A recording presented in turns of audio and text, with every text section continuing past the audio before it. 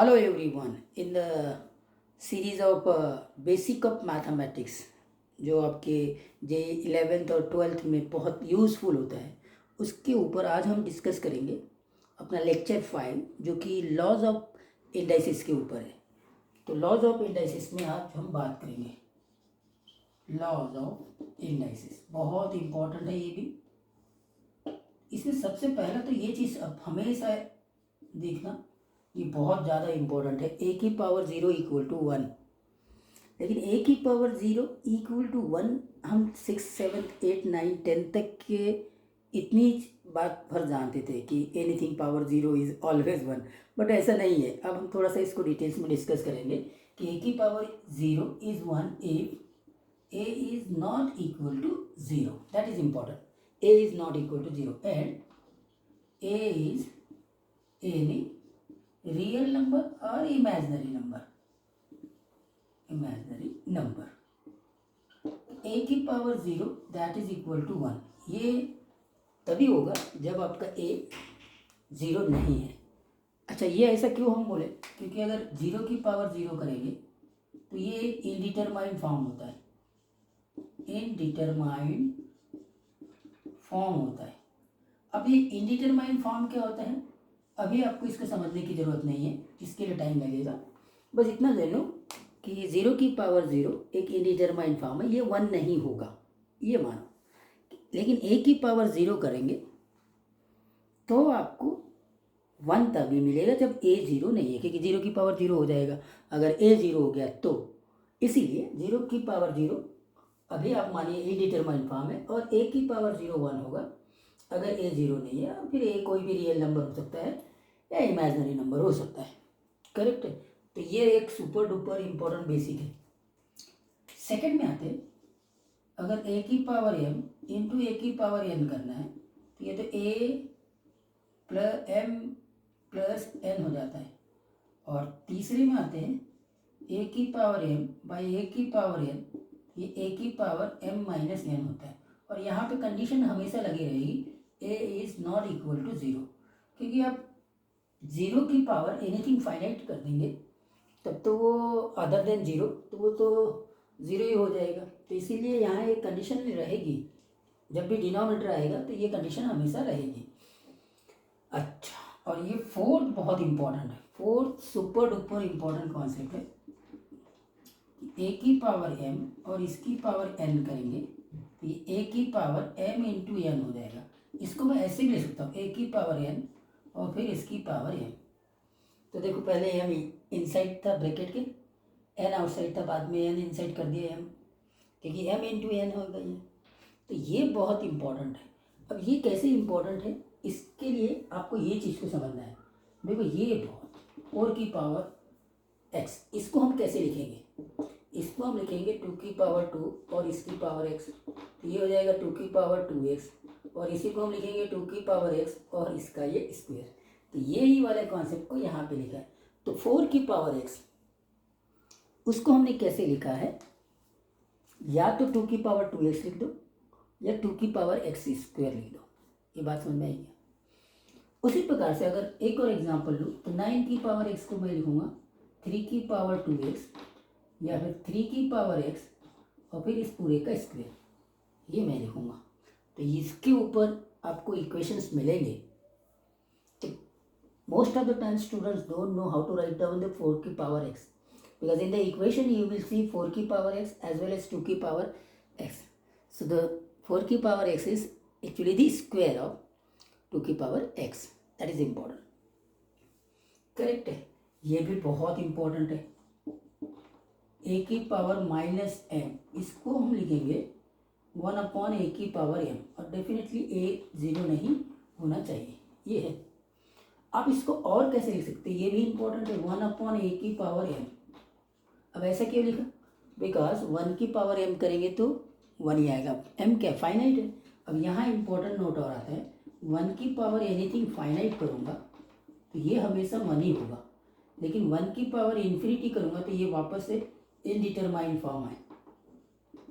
इनडिटरमाइंड form है। तो अभी तक के मैंने आपको 2 इनडिटरमाइंड फॉर्म बताया, एक 0 की पावर 0 और एक 1 की पावर इन्फिनिटी। तो ऐसे कितने इनडिटरमाइंड फॉर्म है? तो 7 इनडिटरमाइंड फॉर्म है। ये 2 इनडिटरमाइंड फॉर्म आप अभी नोट करके रखें। जब इसका टाइम आएगा 7 इनडिटरमाइंड फॉर्म बताने का, तो उस टाइम पे ज़रूर आपको बताया जाएगा। फिलहाल आप ये देखिए कि ये कंडीशन जो a की पावर 0 1 है, जहाँ a 0 नहीं है, ये कंडीशन इंपॉर्टेंट है क्योंकि 0 की पावर 0 इनडिटरमाइंड फॉर्म होता है। और ये a की पावर माइनस m को हम 1/a की पावर m लिख सकते हैं, या फिर 1/a पूरे की पावर m लिख सकते हैं। अब ये क्यों? क्योंकि 1 की पावर एनीथिंग फाइनाइट करेंगे वो तो 1 ही आएगा, बस 1 की पावर इन्फिनिटी नहीं करना है। अगर 1 की पावर इन्फिनिटी करेंगे तो वो एक इनडिटरमाइंड फॉर्म हो जाता है। तो यहाँ तक के ये सारे रूल्स आपको पता है क्या? फिर और कुछ इंटरेस्टिंग कॉन्सेप्ट है इसमें, वो भी देखते हैं। वो क्या है? देखो, अगर मैंने ये करना है कि root a into root b, तो ये कैसा होगा? ये रूट a इंटू b तभी होगा if at least one of a and b is positive. Okay, root a into root b तभी रूट ए बी के बराबर होगा if at least one of a and b is positive. ये बात आपको हमेशा ध्यान रखना है। इसके पीछे एक और चीज़ इंपॉर्टेंट है। अगर मैंने ऐसे लिख दिया minus a into square root of minus b, तो ये इक्वल नहीं होगा रूट ए बी के। ये रियल नंबर सिस्टम में not possible in real number system. तो ये कॉम्प्लेक्स नंबर में, जैसे मैंने बताया था कि रियल नंबर सिस्टम में, ये बेसिक है, आपको फर्स्ट लेक्चर में बताया था कि रियल नंबर सिस्टम में हम square root of negative number find out नहीं कर सकते। तो यहाँ पे हम इसको फाइंड आउट ही नहीं कर सकते। तो ये कॉम्प्लेक्स नंबर में जाता है। कॉम्प्लेक्स नंबर में हम इसको लिख सकते हैं iota into square root of A, और इसको लिख सकते हैं iota into square root of B. Correct है क्या? मतलब कैसा होता है कि square root of minus A को हम लिखेंगे square root of -1 into square root of A. तो जैसे मैंने अभी यहाँ बताया था at least one of A and B is positive, ये बात समझ में आ गई? तो यहाँ पे आप देखो ए पॉजिटिव हो गया, ये नेगेटिव हो गया, तब अब दोनों को मल्टीप्लाई करके ये माइनस ए लिख सकते। तो ये वाला रूल समझ में आया क्या? तो ये है। अब यहाँ पे ये बनेगा स्क्वायर रूट ऑफ -1 को आयोटा बोलते हैं कॉम्प्लेक्स नंबर सिस्टम में। तो ये ऐसे होता है।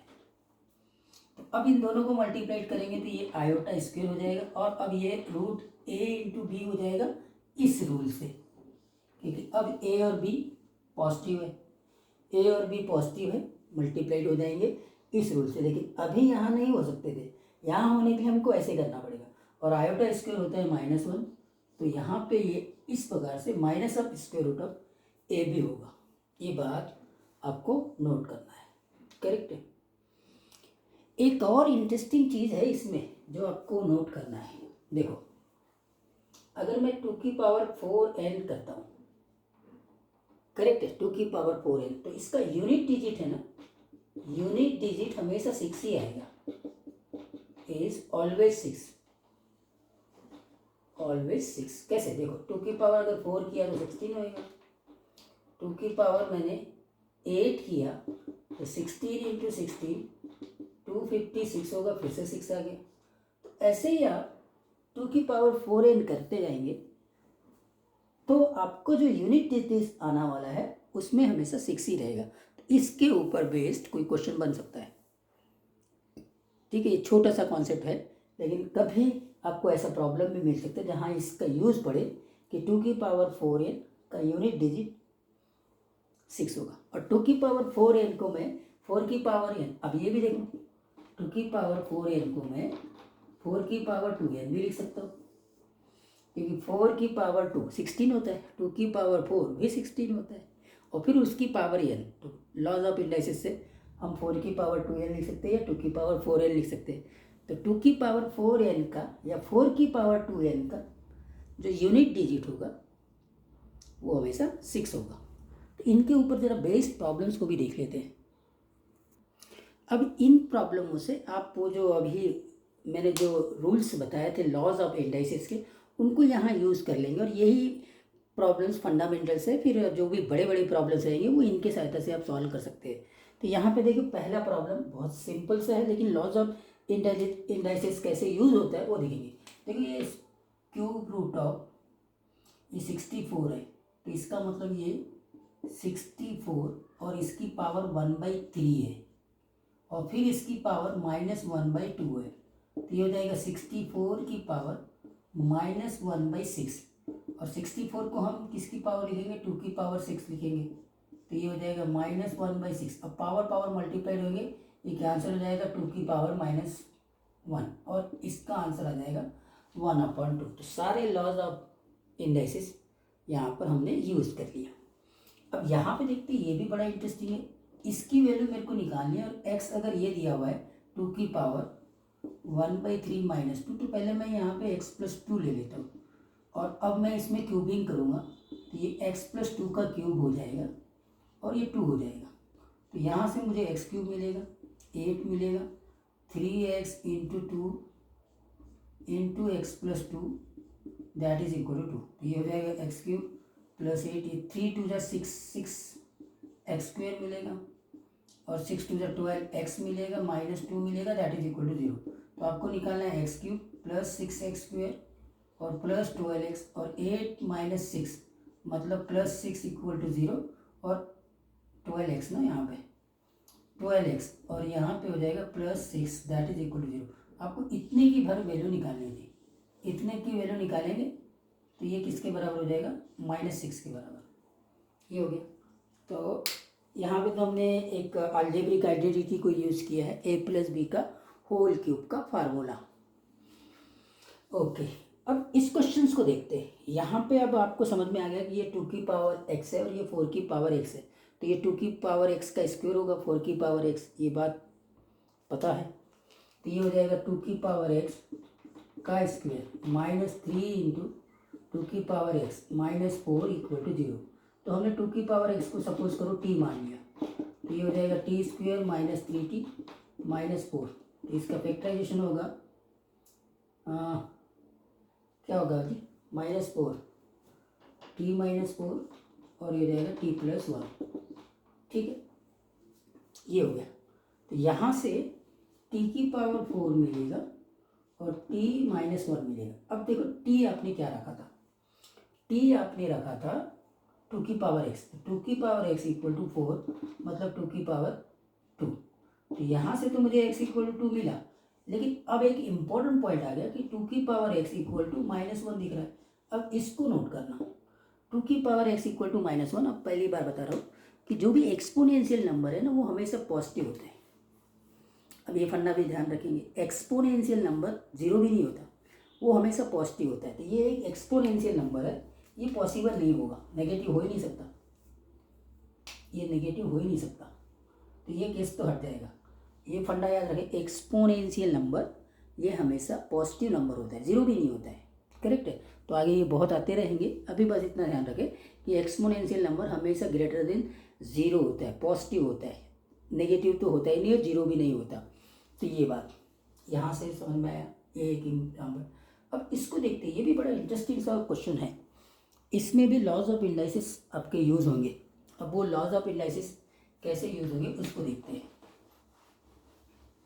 देखो ये क्वेश्चन है कि 1 + 3x/2 2 की पावर x, ठीक है। ये x/2 से मुझे समझ में आया कि ये 3 की पावर 1/2 और इसकी पावर x लिख सकता हूँ मैं, मतलब ये √3 की पावर x है और ये 2 की पावर x है। 2 की पावर x से डिवाइड करो, 1/2 की पावर x √3 की पावर x डिवाइडेड बाई 2 की पावर x, और यहाँ पे 1 हो गया।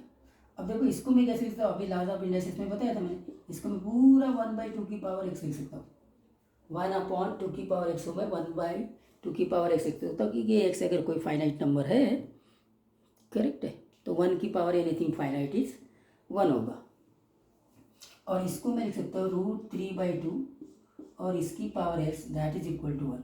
अब थोड़ा सा दिमाग लगाएंगे, अगर आप 10th क्लास में ट्रिग्नोमेट्री में देखे होंगे तो ये 1/2 साइन 30 डिग्री पे होता है। साइन 30 डिग्री मतलब π/6, करेक्ट। और इसकी पावर x है, और ये कॉस 30 डिग्री है। कॉस 30 डिग्री कितना होता है, √3/2, और इसकी पावर x है।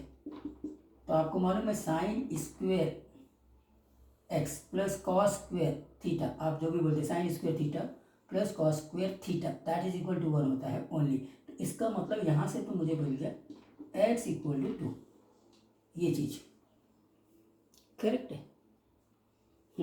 तो इस प्रकार से हमने इसमें बहुत इंटरेस्टिंग और इम्पोर्टेंट लॉज ऑफ इंडाइसेस देखे, और इनफैक्ट आपको बताओ इन्हीं बेसिक्स के ऊपर आपको जेईई एडवांस में रिसेंटली आया हुआ क्वेश्चन कराता हूँ। अब ये जेईई एडवांस PYQ को देखिए, ये आई थिंक दैट 2021, 22 या 20 का क्वेश्चन है ये, और बेसिक लॉज ऑफ इंडाइसेस के ऊपर ही डिपेंडेंट क्वेश्चंस है। अभी आपने जैसे देखा यहाँ पे क्या दिया है कि sum of values of X and Y, ठीक है साहब, एक्स एंड वाई की वैल्यूज का सम पूछा हुआ है, ठीक। अब ये इक्वेशन क्या है, ये इक्वेशन है सेटिस्फाइड कर रहा है 3 की पावर x माइनस 4 की पावर y इक्वल टू 77, और ये क्या इक्वेशन है, 3 की पावर x माइनस x/2। अरे यार x/2 को तो अभी अभी मैंने बताया था कि 3 की पावर 1/2 और इसकी पावर x लिख सकता हूँ मैं, करेक्ट है क्या? हाँ, ये यहाँ पे लिखा जा सकता है। क्या ये बात समझ में आई? और ये क्या होगा, 4 की पावर y है, ओहो 4 की पावर y को भी मैं 2 की पावर y का स्क्वायर लिख सकता हूँ। ओह यस, ये हो जाएगा आपका इस प्रकार से, है ना। और 4 की पावर y को मैं लिख सकता हूँ 2 की पावर y का स्क्वायर, है ना, करेक्ट। तो अगर आप देखेंगे तो ये तो √3 की पावर x है, तो यहीं पे मैं 3 की पावर x को लिख सकता हूँ √3 की पावर 2 और इसकी पावर x, या फिर आप बोलेंगे √3 की पावर x और फिर इसका स्क्वायर, है ना। यस, करेक्ट, हाँ ये बात। तो यहाँ पे आप क्या करेंगे, इस जो बेसिक अभी मैंने बताया था उसको यूज करें। 3 की पावर x को क्या लिख सकते हैं आप, √3 इसकी पावर x और ये पूरे का स्क्वायर माइनस 4 की पावर y को क्या लिख सकते हैं आप, 4 की पावर y को लिख सकते हैं 2 की पावर y और इसका स्क्वायर इस 77। तो ये तो ए स्क्वायर माइनस बी स्क्वायर का फार्मूला है, तो √3 की पावर x माइनस 2 की पावर y इंटू √3 की पावर x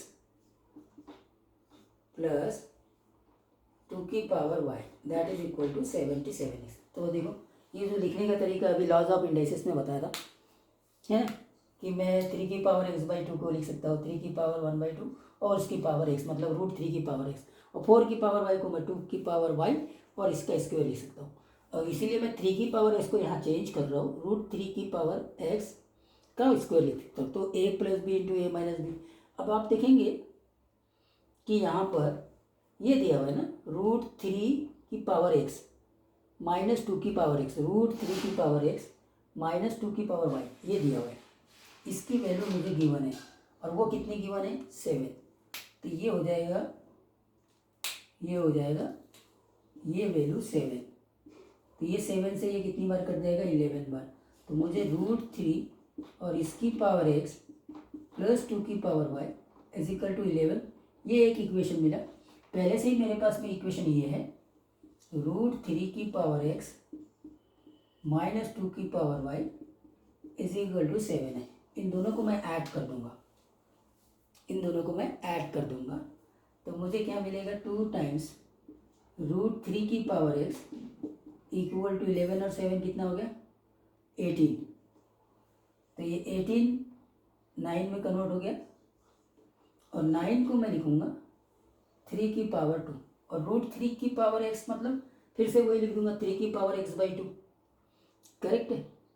तो यहाँ लिखता हूँ मैं 3 की पावर x/2 इक्वल टू आपका 3 स्क्वायर आ गया, मतलब x/2 इक्वल टू 2 आ गया, मतलब x इक्वल टू तो 4 आ गया, ये आ गया x इक्वल टू 4। करेक्ट। ये पूरे लॉज ऑफ इंडाइसिस लगे और ये PYQ है JEE एडवांस का। और छोटे छोटे जो लॉज ऑफ इंडाइसिस जो मैंने अभी समझाया था स्टार्टिंग में, आपको लग रहा था कि ये क्या है, तो बहुत छोटे छोटे पॉइंट्स है, लेकिन यही छोटे छोटे इंपॉर्टेंट पॉइंट्स के ऊपर देखो JEE एडवांस का PYQ है।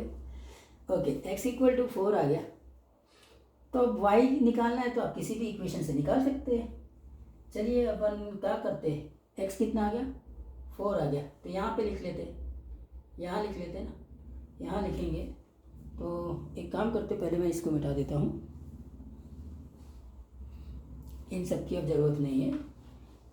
तो अब आप क्या करें, 3 की पावर 4 करेंगे, ये 81 हो जाएगा, -4 की पावर y 77, ये कितना हो गया, ये 81 माइनस 77 इस 4 की पावर y।